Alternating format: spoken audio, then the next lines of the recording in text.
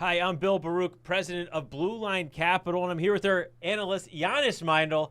It's great having you in the studio today. Absolutely. It's great to be here. And we got another great episode of the Triple Play podcast for you. And today we are focusing on European names. A little bit different, and I'm sure you've been hearing about the big divergence this year with strength in European stocks relative to U.S. stocks, and we picked out some of the ones that we're watching closely. But first, let's dive into the macro here and give you a little macro overview. It's Thursday, so we had, of course, jobless claims data. But first, U.S. GDP for quarter one. This is the first revision. Came in at 1.3%. They were looking for a 1.1%. And, it's not only that slight revision higher, it's also the GDP now, for quarter two is the forecast that's in the play right now. And that was revised higher last week to 2.9%. We get a revision on that tomorrow. So GDP is really in focus here. The jobless claims are as well. And jobless claims for this week were far lower than expected at 229,000. They were looking for, I think, 249.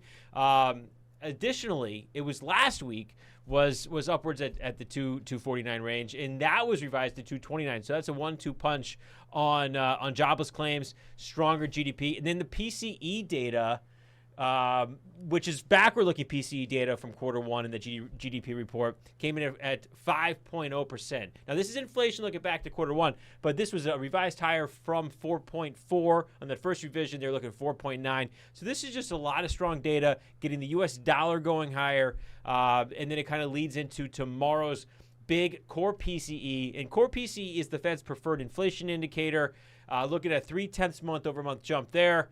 That's starting to tail off a bit, but overall, the data sets are strong, and it's just being kind of one of those things that feed the U.S. dollar. You got probably maybe a little bit of safe haven bid in the U.S. dollar. Overall, though, we're finishing the day right now with the odds of a Fed hike in June hitting the highest level we've seen really in a while. At basically 50-50. Now, some of this is distorted a little bit. You got a big move in rates today, but distorted a little bit because the short-end rates, what's going on with the debt ceiling. But you got to trust this number. I mean, it's regardless of being 50-50 or 35% or whatever it might be, it's on the table. It's clearly on the table. What's your take here with everything? Exactly. I mean, the thing that I really wanted to touch on today was the debt ceiling and what is sort of the timeline with Janet Yellen coming out saying early June being the deadline, but looking at the Fed's the Treasury's general account, which measures how much money there still is left in the Treasury's account at the Fed, and that's the account that they're using to ultimately service the debt payments. So if we look at it, we see that it's right now at $69 billion. So Jim Bianco did a lot of good work on this, and I'm sort of keying off of his commentary here. And what he was recently saying is that they expect the Treasury's general account right now at those $69 billion to ultimately come down close to $20 billion as of early June, and then on June 15th, we'll get the quarterly tax payments from the businesses, and that will raise the level of the general account again, therefore prolonging the cycle and the real X day that everybody's speaking of being really early August. So one of the reasons why really markets are sort of looking through this debt ceiling situation and a lot of concerns around that is because the real X day is anticipated to be early August rather than early June. So that definitely flows into the way that the treasuries are trading and probably some of the Fed's decision making here with the Fed's rate hike expectations ticking higher here for June. So that's really the major thing I wanted to highlight here today. You can check out all these slides of our macro take in the show notes. So definitely take a look at those. Yeah, like we always say, check out the chart book. Jannis does an amazing job getting this all together. Now, as we dive in here, let's start off with ASML. It's a Netherlands semiconductor sector stock, and they provide the equipment for chip manufacturing. And the stock, it's performed well as the semiconductor space has performed extremely well. And we'll show you the chart, at the end here of this little spot and how well it's done. But from the numbers, there's definitely some really, really strong pockets within the numbers. I would say the multiple, relative to a lot of the semiconductors, I'd say about average. It's not. There are some that are obviously lower for many reasons. There are the high flyers like Nvidia, which I mean has just had a monster of a day, dragging the entire sector higher. They mentioned AI 106 times. Nvidia did in their earnings report Wednesday evening. Finished 25%, new record highs. This thing was up, right around 380 on the day. Marvell just reported earnings here, and they beat expectations too. That stock is higher. I mean, there's just a lot of tailwinds within the space right now. And ASML, like a Synopsys, and being integrated into the development where all these other companies are going to depend on you is really important. And that's where a lot of these tailwinds across the industry come, because so many of these companies are so interconnected. But the multiple here, it's a trailing 12-month multiple at 36. Down to 33 the next 12 months. It's a trend that we've favored this year and things, and it's still looking that way, even though we've been starting to see reverse a little bit given the ascent in a lot of these stocks. If you look back to the last weeks when we were covering semiconductors, the free cash flow margin at 34% in 2022 is terrific. It's amazing. It's declining to 2023 to 16%, but it's supposed to bounce back next year in 2024 to 24%. Remember, these chips are performing off of 2024 expectations. It's not really about 2023. And then furthermore, I mean, we talked about it last week too, where these names, a lot of them, their fiscal year end is at the end of the October quarter or end of September quarter, sometimes the end of the June quarter. So there is 2024 already in the mix when these companies are talking about it. However, the big story here is inventory build. And inventory build in 2021 was about $5.18 billion. In 2022, it was $7.2 billion, and it's supposed to build further to $7.4 billion. There's further comments to see, that they're looking back here in April, demand weakness in the consumer-driven end markets. So this is the same story we've been hearing. But again, 2023. They're now expecting this glut to dissipate as we look out to 2024, and that's the major driver within these semiconductors right now. That's really what's moving these names. Now, as we look into it, 40% of ASML's business is coming from Taiwan. That could be, a question if something were to happen there. Now, I think that's on the back burner a bit, but it's something you got to worry about. Now, how are you looking at this name? Yeah, I mean, we talked about this with the semiconductor space last week, where we talked about the inventory build, a lot of companies pulling back on CapEx spending. That directly affects the business of a company like ASML. If the chip industry writ large is spending less, that means Taiwan Semiconductors being one of the major customers, as well as Samsung Electronics. They're not buying as many machines, and maybe the innovation cycle is getting prolonged a bit. So that's definitely been a headwind for ASML. But ultimately, it's a sort of monopoly type business, because nobody manufactures those machines the way that ASML is doing, and that means that they're selling these photolithography machines for $200 million a piece.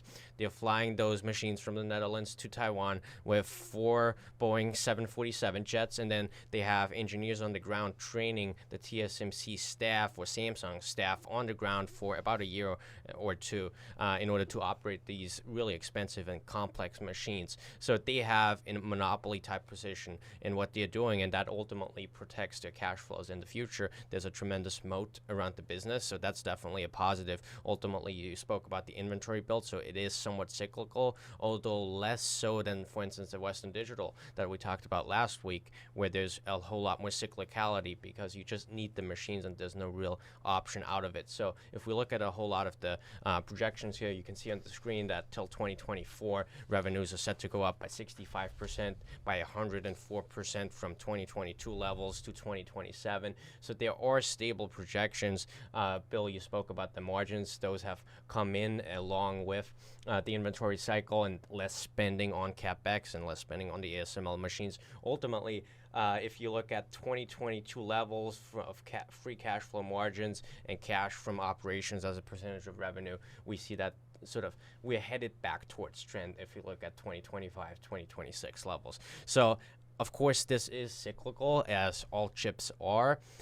You look at a lot of the geopolitical risk involved with this name, but I think ultimately this is a strong company with a wide economic moat. You're paying for that with a higher multiple, naturally.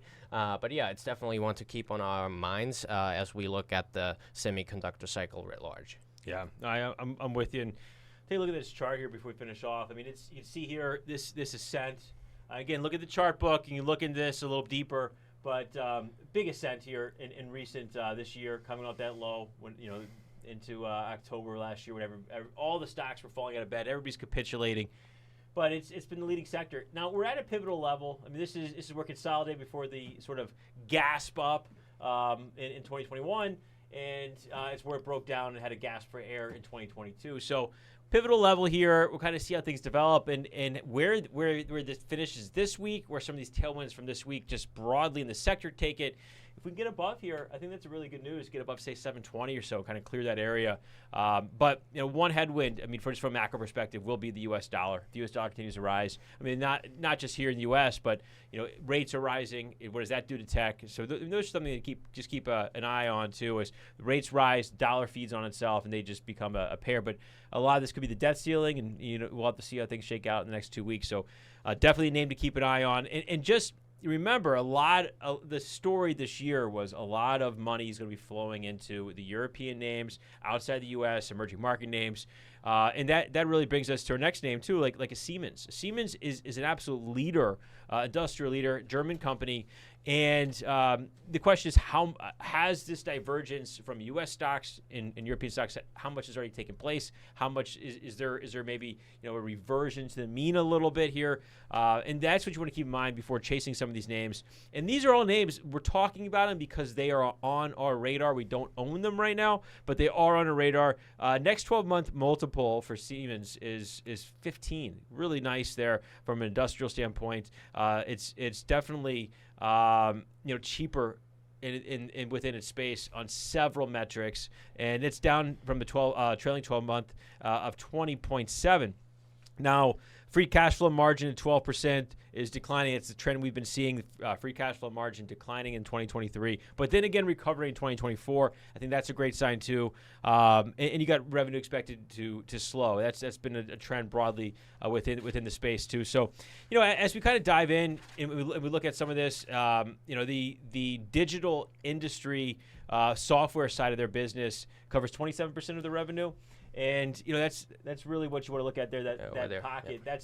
That's 27. And now that's something that's going to be, they should be able to continue to gain on that. I mean, especially within the industries that are incorporating software and within their sales products. I think that's going to be important. Cyclical, to Europe is another question though. So the question would be: does fiscal spending turn back?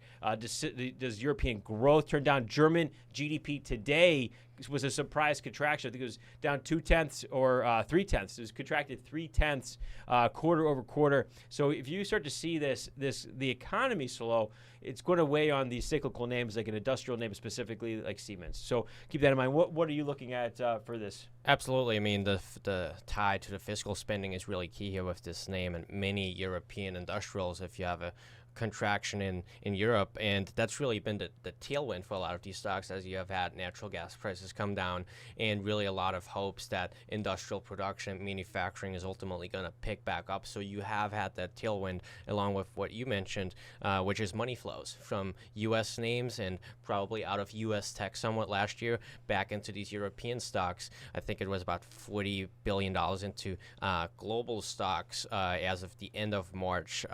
That was referenced. So maybe some of those flows reverse a little bit, and a lot of these stocks have run a lot, although they're still quite cheap if you look on a PE basis or on an EV to EBITDA basis. One of the things is definitely the margin side that we'll be watching, especially with what you mentioned, Bill, on the digital industry side. So a lot of their customers utilizing software products, more recurring revenue, higher margins in software writ large. So if we look again at 2022 levels of free cash flow as a percentage of revenue and cash from operations as a percentage of revenue, you see that they're headed back towards 2022 sort of levels. So not a meaningful change there, but what I would say, it's definitely cyclical, and especially tied to the German economy as well as heavy exposure to Asia Pacific. So if we look at a lot of the geographic exposure, then I mean, you've been looking at a lot of the copper side of things and how tied they are to China. So we want to watch that growth driver regionally speaking in Asia Pacific, Japan, Korea, and just the regional economic picture. Yeah, I think that's exactly how we look at it. And that as we look at this chart here, I mean, you see it set a new fresh record high. Previous highs, that consolidation, 150, trend line there, that's the line that stands for the breakout. Now we're having a down week here coming back in. German GDP, surely wouldn't help here. Dollar strengthening, obviously a lot factoring into this week. But we've got to hold that breakout. 150 is the line to stand. But ultimately, where you look at, if you're not long this stock already, if it pulls back, where are you looking for entry? There's been a lot of volume that's traded. The 135 range, that would also now be the 382 retracement. A lot of volume, a lot of shares have changed hands, and that's where you want to see support be defined. So that range right there, and that brings us to our next and last final name here, Infineon. They're another in the semiconductor space. They focus on automotive chips, another German company. Now their multiple is about half of that of ASML. Looking at next 12 months of 14, trailing 12 months of 16. Again, another company that's had an ascent, and you're still seeing that next 12-month multiple below the trailing. That's something that we do like. Again, it may start to flip after these big moves.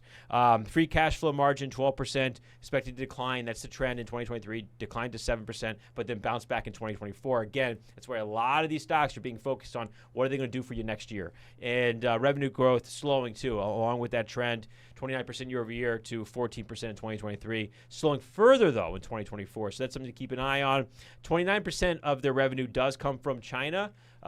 Is China continue to slow? Now, it's not an oversized amount, but it's definitely enough to make sure you keep an eye on the trends there. Inventory is built from $2.18 billion in 2021 to $3.08 billion in 2022, and now fiscal year 2023 up to $3.5 billion. So it's continuing to rise. That's definitely something to keep an eye on. This is definitely a niche name, and it's. I think the multiple is somewhat low for that space, but it could definitely perform. I mean, there's definitely tailwinds within the sector, and when you get into the niche space, there's definitely some cyclicality here with the automotive focus. But I think if we start to see growth and the dollar doesn't ascend, this could really be a leader to the upside. What are you thinking here? Absolutely. I mean, this is, again, in the more niche area, the reference to Megatrends in their earnings call being on the automotive side and the self-driving associated with that, and then really the electrification, renewable energies, more efficient grid. They're big on chips that ultimately control power supply and power usage. So they're really big there. And so if there's going to be more of an integrated grid sort of thing, that's definitely going to be a tailwind for the stock. You mentioned the China exposure. You mentioned the fact that it's a German company, so naturally a whole lot more exposure regionally than some of the other names. But some of the things that we've talked about in the past with a name like Marvell, which is up pretty good here after hours, is the China exposure and the fact that we are dealing with U.S. companies. So if you're a German company, you might not be as tied to some of the geopolitical risks here. And then again, some of the megatrends definitely stay intact. They are less differentiated than, say, an NVIDIA or an AMD manufacturing those high-end GPUs or CPUs. They are in the discrete chip industry. That's also a bear case sort of argument that they're less differentiated. They're therefore paying a lower multiple. I mean, we talked about that at length last week with Western Digital being in the flash and hard drive business. So when you look at these multiples, you always need to look at what does the business do and why does it trade at the multiple that it's trading at. But I would say a lot of strong tailwinds here over the long term. I mean, we've been all over semis in terms of what we've talked about here in the podcast. And how we're invested for our clients. I mean, we've been all over semis. It's just been a leader this year, and we, people ask us, are we going to trim some of the names we own? We've managed them from a risk standpoint, but it's we continue to believe in the direction they're going and riding the trend. Exactly, and as the economy is more integrated, as there are more chips being used, you can see it here clearly on the margin side. So again, these two lines being 2022 levels. So analysts are projecting that margins are going to be extremely high compared to levels from fiscal year 2022. So clearly there's an expectation. The question is how many more chips is the economy writ large going to use? We've looked at IT spending as a percentage of GDP in the past, and I expect that trend to continue going higher. So a lot of encouraging trends in the chips writ large. Infineon is one piece of the puzzle here. Yeah, I agree. Let's finish off here with that Infineon chart. I actually like this chart quite a bit because it gives you the bear case here as well from a technical standpoint. Are we getting a head and shoulders top? And really, I mean, that's what you got to keep an eye on. I like the fact that I think we highlighted, and I think it was ASML too, the 30-week moving average. It's a good one to watch. And you got that holding support here, dividing as well, the 382 retracement. If this starts closing below 30, maybe look for a confirmation below 30. I'd be worried. While it holds out above 31, 32 with that 30-week moving average, the trend is up, but that head and shoulders is something I definitely want to keep an eye on with that space. Well, I think that wraps it up. Another great episode, Triple Play Podcast. We'd love to hear from you. Contact us. Hit us up on email info@bluelinecapllc.com. If there's a stock that you want us to cover, if you have any questions about things that we're looking at, we'd love to hear from you. Thank you again for watching. Bill Baruch is the founder and CEO of Blue Line Capital. All opinions expressed by Bill and podcast guests are solely their own opinions and are not intended to provide specific advice or recommendations. This podcast is for informational purposes only and should not be relied upon as a basis for investment decisions. Understand your financial condition before investing. Blue Line Capital, its staff, or its clients may maintain positions in the securities discussed in this podcast.